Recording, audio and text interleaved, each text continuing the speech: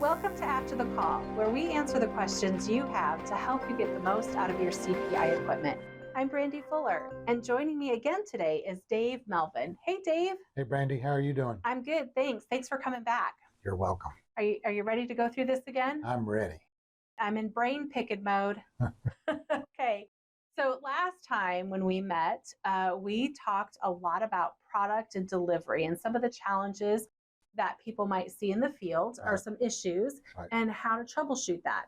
Today, Dave, I want to learn all about boards and when boards fail, when they don't fail, and how do I know if an issue I'm seeing is a board failure or if it's some other issue.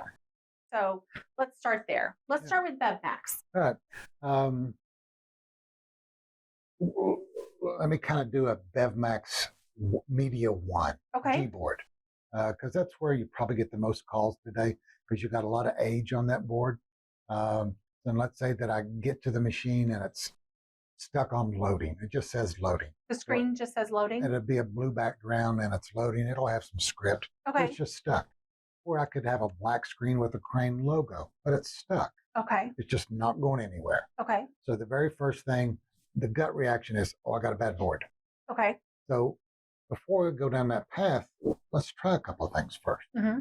And the very first thing is turn the power off, wait 3 or 4 minutes, power back up. If it goes back to the same thing, whether it's stuck on the loading with the blue or it's stuck on the Crane, the next thing is what you want to probably go down the path of reloading the board with software. Okay. So let's stop for a minute. So we have to remember that these machines come with computers in them. Yep. And so it's very much like your computer on your phone or on your desktop. If something gets stuck, it could be a glitch in the system, and just a simple reboot of the system could clear it out. You're exactly right. Okay. So I reboot it, I unplug it, power down, whatever, and then wait a few minutes and then plug it back in, power back up. Right. It goes back to the same thing. You're saying my next step would be what? Redo the software. I could have a lot of age on the board. I could have a lot of sales, which means there's a lot of data stored. Maybe I'm running out of memory. Okay. And so because I can't get past the load, my only recourse is to reflash the board, which means I wipe everything out and start new. So that's like a factory reset almost. It is, and that would be the next step if I could get power up. But if I can't get past the load screen, I have to do a software reset. A software reset. So I reload the software, wipe all the memory off the board, and I'm going to start as if it's brand new. So that's going to be a time investment, maybe. It's a time investment, but it's a whole lot cheaper than replacing the board. Okay. So we're talking about let's save money, maybe not time, by trying to reload the software. Exactly. Okay. So let's say I've reloaded the software and it's still not giving me what I want. Then I'm going to replace the board. Then you're going to replace the board. Yeah. Okay. So, and that's for all machines, or is that just BMAX? And it'd be, with that scenario, all merchant BMAX Media 1. Okay. With a G board. With a G board. Okay. Yeah. So what about some of the other? So if it's a BMAX Classic. Okay. Pretty good, solid. It didn't have all the storage that the touch screens have. Sure. So the board failures there are probably a whole lot slimmer. Okay. And I'm going back a generation or two. So with the Classic, if I had a board failure, it's not more so because of programming, it's because of a component failure. Because that controlled my X motor, my Y motor, my port motor, my cup motor. So what would I see on a BMAX Classic? You might have a horizontal error or a vertical error, and you can't make your cup go up and down, or you can't make your cup go left to right. Okay. And I could have a component on the board that has failed, and then that would be a board failure. Okay. So how would I troubleshoot that? If it's a Classic, I'm going to go down, I'm going to go the Classic generic mode button 2 times F*1. So that takes me into position test. Okay, Dave, you say that really fast. I know. Okay. And You probably say it 45 times every day. I Okay. do, at least. So I'm going to hit mode button 2 times. twice. The letter F is in Frank. Okay. Star, then the number 1. Okay. If your BevMax has 2 door switches, the switch on the left is a power interrupt switch. Yep. The switch on the right is your service switch, which allows access to programming. Yes. But if you have a BevMax that only has 1 switch, then it's dual. It's the power interrupt as well as the service switch. Mm-hmm. So once I've got into position test, I pull out either on the left door switch or the single door switch. So now I have power to the motors. Okay. By pushing any letter, the cup should go up to that letter that you chose. Mm-hmm. If you push any number, then the cup should go to the right of any number that you chose. So let's say I chose A5. Okay. The cup should go up to the A level and then over to the 5. Mm-hmm. If it only goes to the A and never goes to the right, I'm saying, that's strange. It's not going right. So I'll hit F, send it back home. Mm-hmm. Gets back home. I push in on the door switch to neutral position so I don't have power. Mm-hmm. And I manually try to take my hand and move the cup right to left. And why do you do that? Because I want to know, is there something preventing it from moving that's mechanical? Oh, okay. Or something that's been dropped to the bottom and overlooked that's preventing it from moving. But if I move it and it moves freely, I think, okay, now I'm down to, I've either got a motor problem or I've got a board problem. Okay. My rule of thumb is board is always last. Meaning you always... I'm going to look at that motor first. Okay. So you mean when you say board is always last, you mean like replacing the board would be your last resort? Replacing the board is my last resort. Okay. So let's look at the motors. So now we're going to check out motors. Yep. Okay. And let's just say, okay, because I've got 2 motors in a machine. I've got a Y motor and an X motor. They're identical, so they're interchangeable. Mm-hmm. So I swap them. Does it move left or right now? No. So the only thing that's left is the board. Okay. So let's recap that real quick. So we went into... BevMax Classic. Okay, thank you. We're in BevMax Classic. With generic programming. With a generic programming, meaning... And we went into the mode that's right. Gave us position test. Yeah, in the position test. And we're pressing A5, for example, to see if it goes up and if it goes over to the 5. Correct. If it goes up but doesn't go to the 5, then you're going to manually try to make it move to the 5 to make sure that there's nothing impeding it mechanically. Right. If it freely does go to the 5, then your conclusion is there's a programming issue. Or a motor issue. Or a motor issue, excuse me. Yeah. Okay, and then you swap out the motors, and if it still doesn't... try again. And try again. And if it still doesn't do it, then, I could have a harness issue, but more often than not, it's not a harness, it's a board. It's a board, okay. Okay, then you swap out the board as a last resort. Yep. Okay. Yep. Awesome, thanks for that. Yep. Okay, what are we going to talk about next? Well, we still stick with the board failures because we get a lot of people assuming that boards are bad or they need to replace the board. And sometimes you have to replace the board is bad. But I want to go down a path of a board, and because you mentioned it's like a computer. So a board is a computer, and sometimes it gets confused or it gets a wrong command. How is that possible? Technology gets confused? Well, because everything goes through electric. Yes. So at the outlet, if I have a electrical outlet that doesn't have a ground, isn't not connected to earth ground. So I can pick up when somebody runs the copier machine, that can send a signal and it feeds back through the electrical line.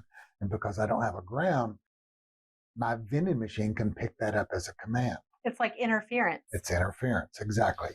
So with that being said, if I receive that command, but I don't know what to do with it, I'm going to try my best to obey. So it's kind of stuck. And I ask this question all the time. Let's raise your hands if you've ever turned the power off and back on to fix your machine. Sure. And it's usually a chuckle or two, and everybody says, well, yeah, I've done that. So that's usually a sign of interference, whether it's internal or external. We have to have a good ground, both internal and external. Okay. So let's just say that I turn the power off back on, voila, it fixes it. Then I think, okay, I've got an interference problem. I'll catch that the next time when I've got time. That's usually the answer. But it's always a good rule of thumb when you install a machine, Mm-hmm. as well as when you go to fix a machine, Mm-hmm. is to check your electrical usage. And how do you do that? So with a volt ohm meter, Okay. if you know how to use it, if you go from hot to neutral, you should have 120. Okay. 120 volts. From hot to ground, you should have 120 volts. And that's just kind of generic. It can be 117 or it can be 124, but we'll just use 120 as a reference. Mm-hmm. But when you go from neutral to ground, you should have 0 volts. So what we use as a rule of thumb is if you have 1.5 volts or higher on neutral to ground, then you have a noise potential of causing you damage or interference to your machine. I see. Okay. So an ohm reader. A volt meter. A voltmeter. Volt/ohm meter. Okay. All right. So I have seen you do that in your classes. Yep. Where you go through that. I think that's level 1, right? It is. Yeah. Okay. So what's next? So let's assume that my voltage from the wall to the machine is good. Then I can also, and I still get this every Tuesday morning, I got to come out and turn the power off and back on. It's one of those weird things. Okay. And I'll give you an example. It goes back to when I was a very young man, new to the industry. Electronics was still fairly new. And in vending. I'll rephrase. Oh, okay. I'm like, what? Are you like Fred Flintstone? Yeah. But anyway, I get hear about this machine that's at a power plant in northern Kentucky. Mm-hmm. Every Monday morning at 7 a.m. it says no money required. At a vending machine? On a snack. Okay. I'm going to the snack machine. Yeah. Oh, well, they usually called it in when it was empty. Yeah. But it was every Monday morning, 7 a.m. It said no money required. Yeah. And so what we finally found out was we didn't have a good ground. Okay. But every Monday morning at 7 a.m., the power plant shut their power off and tested their generators. And that created a pile of noise. Mm. And it just so happened that one command was the same as if I'd pushed the freeze in button inside the machine. So we isolated that, fixed the ground, no more problem. Wow. I almost think, did somebody figure that out? It took a while. No, I mean like on the other end. They're like, hey, if we just shut the power off and we test our generators, the vending machine's free. No. That was one of those weird accidents. Oh, okay. Okay. So what else do we need to talk about with that? The software is important. Mm-hmm. And I always tell people nowadays, because all of our software is loaded via USB, okay, always keep up to date. It's just a good idea. The changes we've made are always for the better. Yeah. Sometimes it's a required change because of security or whatnot, but it's always good to keep up to date with your software. So tell me, you told me a little while ago about an issue. Somebody had an issue updating their software and they made a common error in that. Can you describe that error? Sure. We have a FTP site mm-hmm. where we're making software available to customers where they can go sign in and download it. And so that way they have current software available to them. Mm-hmm. And I had a call and I said, you really need to update your software. That was the answer. And so I gave him the site. He goes to it. A few days later, he texts me back and he says, that didn't work. And so I questioned, as I normally do, I ask a bunch of questions.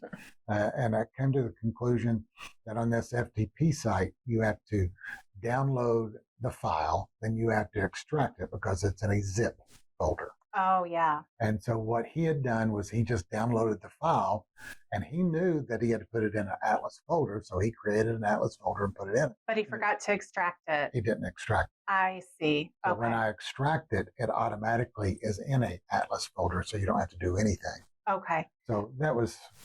So when you extract it and you're just choosing the location, you choose the blank USB as the location. Yep. And then all the files are deposited there. And then you go to your machine and do your update. Yes. Exactly. Okay. Exactly. Okay. Well, that's good. Hey, there's a good piece of information. Yeah. Extract your files. Yeah, exactly. Okay. Well, that's really great. So that's all with BevMax, right? Is there anything else regarding BevMax and a board that would be Um, helpful? we'll talk about current BevMax. So Current, BevMax, current BevMax Refresh. okay. Today, I've got 6 boards. I've got a port board. I've got a environmental board. I've got a X board. I've got a Y board. I've got a cup board. I think that's 6. I Do it didn't again. count. Well, Port, cup, X, Y, and environmental, and then the control board. the control board. You forgot the control board. That's the control board. Okay. So now you have all these boards. And so if you get to a machine and it says out of service, Yeah. if it's a media, and it might say XCOM, Yep. or you might, if it's a classic, it'll say unavailable. Mm-hmm. And then when you open it up and get into your diagnostics, it'll say XCOM. Mm-hmm. So X is your X board, and COM is communication. Oh, Dave, you're bringing back memories. Is this the video I'm thinking about? Yes, That one that took me forever to edit? Okay. Yes, it is. So, for our listeners, we do have a YouTube channel, and there is a great video that Dave and I developed probably about a year ago on how to isolate which board might need to be replaced, right? Troubleshooting communication issues. Yes, troubleshooting communication issues. And we'll link that in the description. But okay, so go ahead, Dave. So, with that being said, in our current production BevMax Refresh, we've got multiple boards. Mm-hmm. And so instead of having a single board, like the classic did, if I had a board failure, I had that costly big board. Mm-hmm. Because not only was it was the main controller, but it was the driver board. It was all built into one. So today, I've got all these unique boards that drive either the X motor or the Y motor or the cup or whatever it may be. With that being said, troubleshooting the BevMax Refresh, it seems like it's confusing to a lot of people because it's still new to them. Okay. And it's different than the other BevMaxes they've had. Okay. But it's still relatively easy to troubleshoot.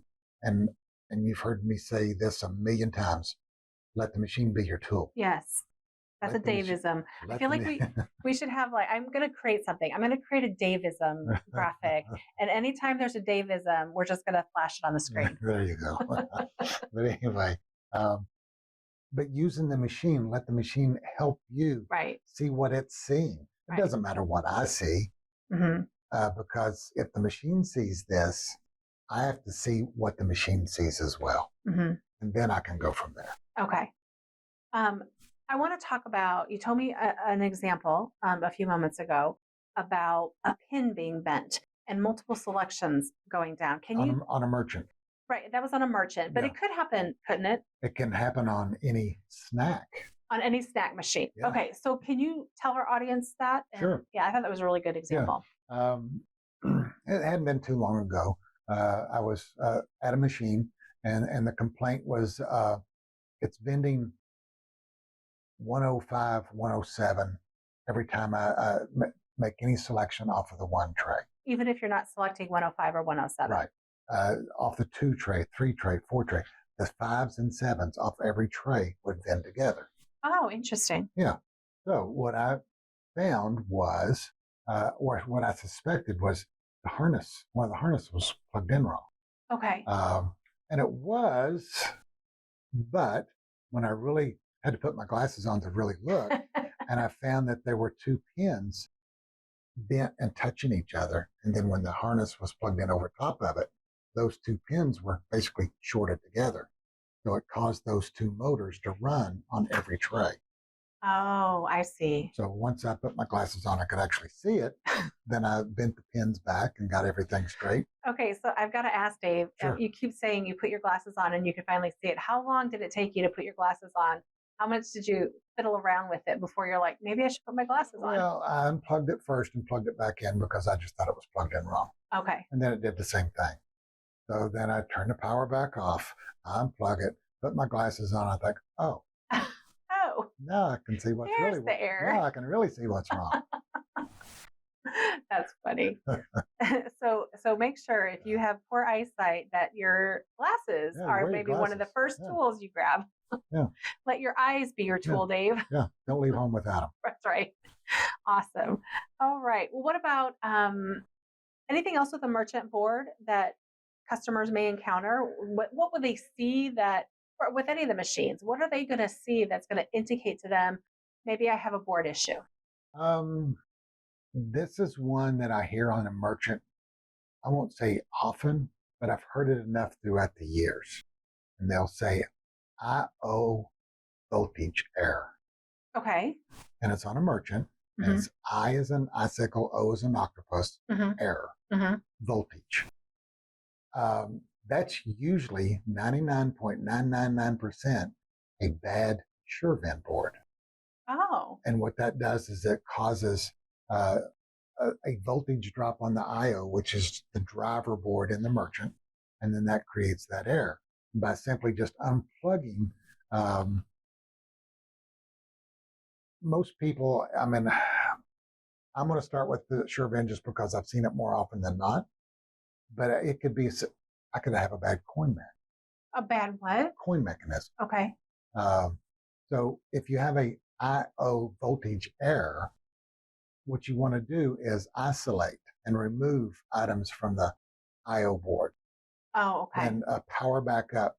And then when your error is gone, you power off, plug something in one at a time, power back up. And see if you duplicate the error. Yeah. And usually it sounds like it's a long process, but it's an easy process and it gets you where you need to be by process of elimination. Okay. Because there again, I want to be able to replace at minimal cost. I want to be I want to be the guru that I can fix anything and doesn't cost any money. Yeah. That would be nice. That would be nice. It's not always possible. Right. But that should be everybody's goal. You don't want to be a parts changer. Right. So. Right. Just having the knowledge and the understanding of how the machine works. And you learn by doing. And you do, right. Yeah. And the more experience you get encountering different issues exactly and troubleshooting. So I think my big takeaway is really the isolating the issue and doing things maybe one at a time to see where exactly the error is. Yep. Not just go in and change the main board. Yep. Right. Before it's all said and done, you're going to be a certified technician. I will be? Yep. Hey, that'll be great. Awesome. Well, thanks, Dave. I appreciate so much the information you have as always. And I know our listeners do as well. You're a fount of vending information. No, no comment? You don't like being a fount? I've been there, done that. How's that? Okay. All right. Well, thank you. And if you have any questions or topics you'd like us to discuss on future episodes, please leave a comment or email us at afterthecall@cranepi.com. Join us next time as we continue to explore the questions you have to help you get the most out of your CPI equipment. Until then, I'm Brandi Fuller. Keep that equipment running.